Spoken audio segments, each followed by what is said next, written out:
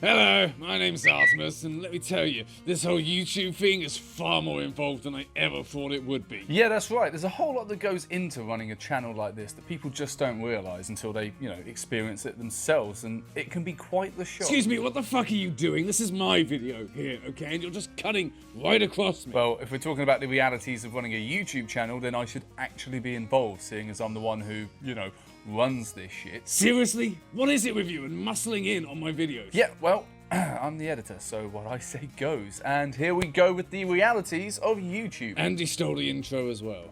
What a dick.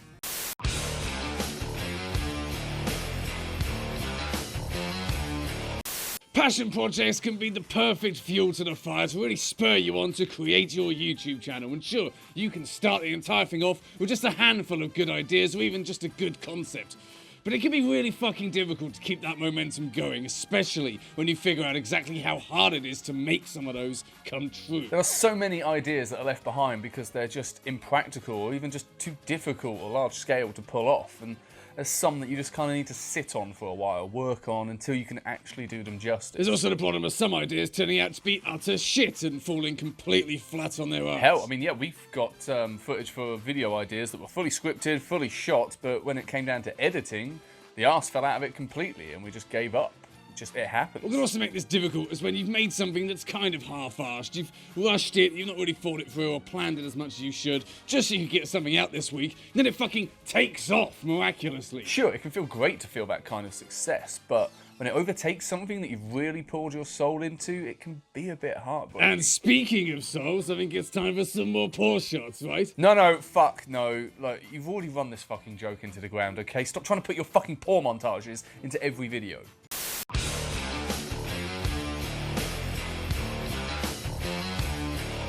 Doing anything online carries with it the risk of being found out publicly, whether it's writing a blog and all the times you've shat yourself in public, or the way you like to style your pubes, or even hell, going on and on about how fucking soft your feet are on the internet. There's always a chance that someone finds out about it and ridicules you thoroughly. I was 16, alright? Just let it go now. That trashy bullshit aside, it is actually hard to comprehend that no matter how hidden you think your channel is, no matter how niche and away from your normal life it might be, there is still a distinct possibility, nay, probability, that someone is actually going to find it. And then you've got to you've got to figure out how you deal with that in your day-to-day life. Exactly. Friends will hopefully be the ones that find it first, and you better pray to God you've introduced them to all this furry bullshit. And then family usually tends to find it as well. I mean, hell, my old man watches these videos and he cringes like fuck every time. Hey, how come I've not met your dad yet? Not the time, boy. But yeah, you do really need to be prepared to field these questions. I mean, this is all just the easy part. Oh yes, and it can get so much more in depth than that. In this big digital age that we're in, it's entirely likely, in fact, it's probably going to happen, that whatever job it is you're working, they could find out about it. And then holy shit, can you imagine that? Having to be accountable for everything you've said online as it's scrutinized in a professional environment. I mean, Jesus, I can't even imagine what it would feel like to have to sit there as somebody reads out screenshots from your Twitter account and says, what the fuck is this about? I mean, Jesus, can you imagine what that would be like, Aaron?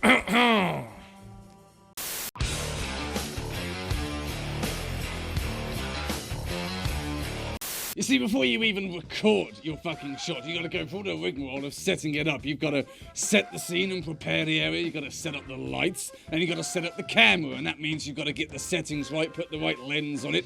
You might have to even fucking build it back together if you collapsed it all. Put it on the tripod, attach the screen and the Rode mic, and then holy shit, you gotta deal with the lapel mic as well. You gotta light the shot, you gotta frame the shot, you gotta get the script. You've gotta fucking write that. You gotta get the script where you need it so you can actually read the fucking thing as you're filming. You gotta make sure everything's ready and in place, and after that half an hour, you can actually fucking record. Yeah, but you don't do any of that. You literally just sit around with your paws up on your phone whilst I get everything ready. But it takes so much time, and it's so exhausting watching you struggle with the simplest of tasks.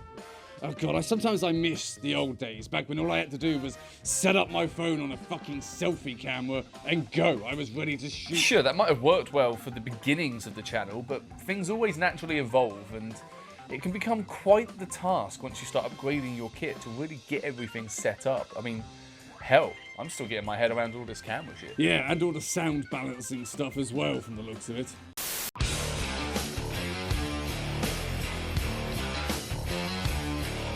suppose it comes as no surprise that being recognised for your YouTube exploits is just part of the territory at this stage, and hell, I imagine a lot of people actually push for that to happen. It boosts their ego. Yes, the response that you see online is one thing, but actually having people come up in a convention with their very direct opinion on your content is another beast entirely. And sure, it can be amazing to find that people have connected with your content on such an intricate way and that they actually really do truly enjoy what it is you put out there, but hey, this is the furry fandom, for fuck's sake. There's always going to be that vocal minority that wants to kidnap you away for terrible, lewd things. Kind of shit that makes my toes curl. I wouldn't use that phrase in this example, it might give them ideas, but I do get your point. It can be really hard to process as well sometimes exactly the effect that you have on people and your content. Actually having people come up to the convention and say they connected with you is entirely different from just seeing a few numbers on a screen and, you know, seeing that maybe something you made touched someone and related to them and something they went through can really fucking blow your mind. Oh heck yes, that is the sweetness, that is the best shit, but I mean the whole celebrity thing can go a lot further than you'd expect it to as well. I'm reminded of a time at MFF when we saw Kangeroo, you all know her obviously, wandering about the con space, and they were nice to deal with, nice to talk to, nice to chat with. Didn't really have a lot of time because holy fuck, they were swamped. Like their poor partner had to organise queue systems just because shit got so out of hand. Like that's the kind of extent the fame can go to, especially when you go to a convention. And yeah, if you're starting up a channel, it could go that way. You need to be prepared for that. Oh yes, and then there's the dark side of it all. You'll have the people attacking you for your views and opinions because it differs from them. You'll have the hateful comments to deal with. You might even have stalkers or just generic freaks. And then the ever-persistent accusations and assumptions that the fame went to your head or that you just chase the fame and popularity. Yeah, good luck escaping that one. Oh yes, now that is the rough shit right there. You see, some people, don't like to see others succeed because, I mean, to them it just highlights the areas in which they have failed or their lack of success, and therefore it becomes a bucket of crabs. As soon as one person tries to crawl out, they're there dragging them straight back in. So you better get ready to have fallings out with people you thought you knew, and you better get ready for strangers to carry these wild assumptions about what you're like as a person just because some bullshit fucking stereotype tells them so.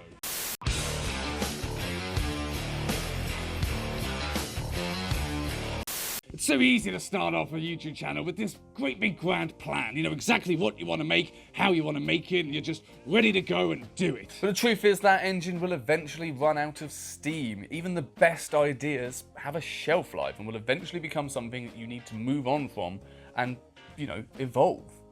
And, you know, it's pretty rare that what you start off doing on a channel is what you're going to always end up doing. I mean, you can only really do that if you're some untalented, unoriginal shill, but fuck it, have a look at the top subscriber counts of the entire platform and you'll find that that can actually work in your favour. Oh yes, I've seen plenty of people having these massive grand ideas for YouTube channels that would be amazing, you know, truly fleshed out ideas that would take a lot of work, sure, but would be totally worth it in the end. And it always leaves me wondering what they would do in a month or so when they've done some of these ideas, they've worked on it a bit, and the engine's kind of run out of fuel because, yeah, it's hard to keep that drive going. Same thing goes for ideas. Can you be consistently creative day in, day out, week in, week out? Can you keep yourself to such a high work rate even when you're not feeling it? Because that's the true test right there as to whether this is going to work or not, is longevity. Yeah, you see, this is where I think a lot of the old school problems come up, you know? Like, you start off making what you love and it goes great for a while, and you keep making what you love, but slowly you start finding it a bit harder and harder each time to make something, to find something new to make. So you struggle to keep the momentum going, and that means you kind of have to do some trend chasing. So you spin out a few Q&As because they're easy, aren't they? Just ask people what they want to know and tell them. That's fucking piss easy. And then you realise that works. That does pretty well. So you make a few more and you start doing other videos like unboxings and streams and shit. And then you get to the other end and realise, okay, it did kind of work out, but did I sell out a bit? Did I sell my soul just for popularity? And that's not to say that that's definitely how it's going to go. I mean, hell, look at us. We've made a few crappy videos in our time and a few sellout videos, but we've overall stayed on our own little path, and that's worked out well.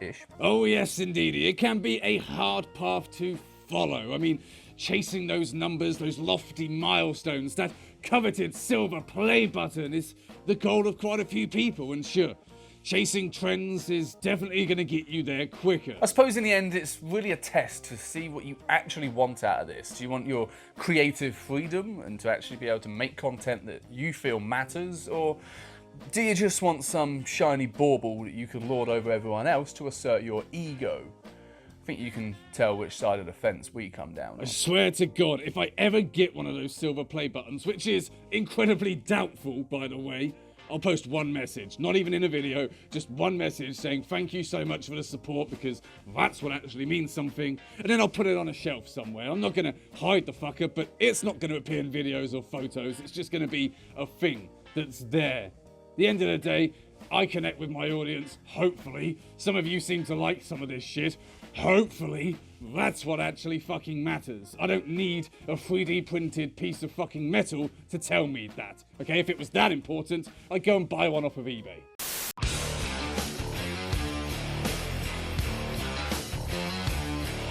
And here it is, the big tamale, the one that separates the hobby from the job. It is monetization, and it is a bitch.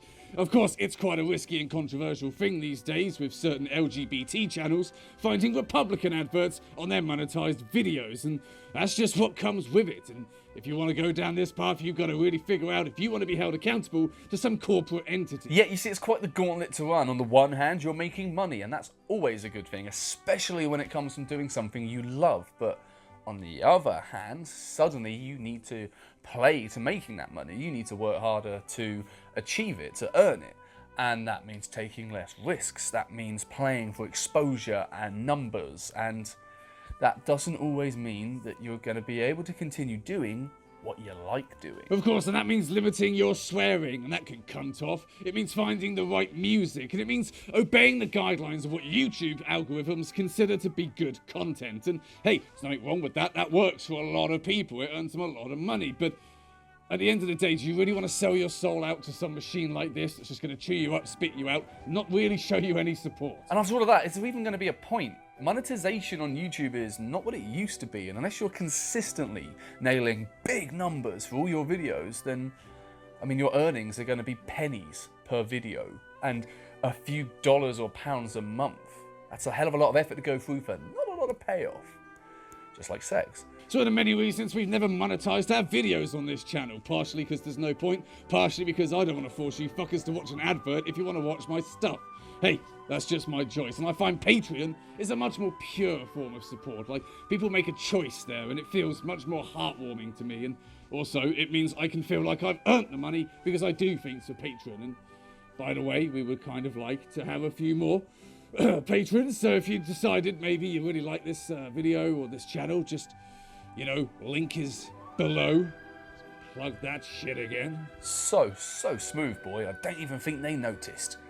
But that's also another one of the hard things to come down to, is your financial responsibilities. You see, in this country, as shit and falling apart as it is the law that if you earn over £1,000 per tax year for something like this, it's taxable. It's taxable income. You have to declare it. It's your responsibility, which means filling out your own fucking tax form. It means keeping a track of all of your earnings, and if you want to claim them, any expenditures. You really want to go through that, because that's the fucking price you pay just to earn money. Oh, no. See, I'm a smart doggo. You see, I phoned the tax office before I even opened up my Patreon account. I knew exactly what I needed to do to declare my income, because there's one thing I've seen about other people's lives. The tax man is not someone you want to fuck around with. And it does kind of make me wonder how many other YouTube creators have gone to such extents. And finally, it becomes a job. The hobby that you turn to as a creative outlet. Something to escape from the drudgery of day-to-day life. Something that you did out of passion is now something that you have to do. If you're not feeling motivated, doesn't fucking matter. This is your job. You have to do it. If you're feeling like shit, this is a hard thing to keep doing, especially for those who suffer with depression. And spoiler alert, most people on YouTube suffer from depression. It's hard to keep this fucking thing going, especially when you have to. And for a lot of people, that can be the final nail in the coffin.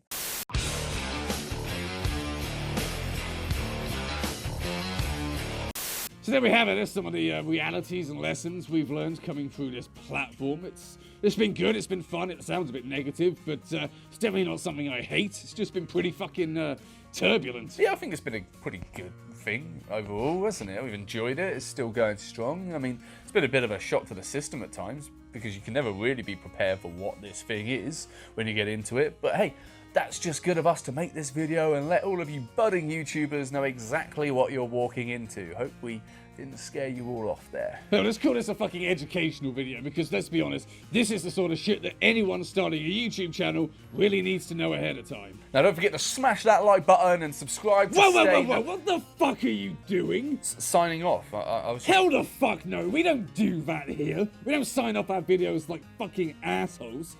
Like, usually we just make some offhand joke and cut to that fucking end credit title thing that I made.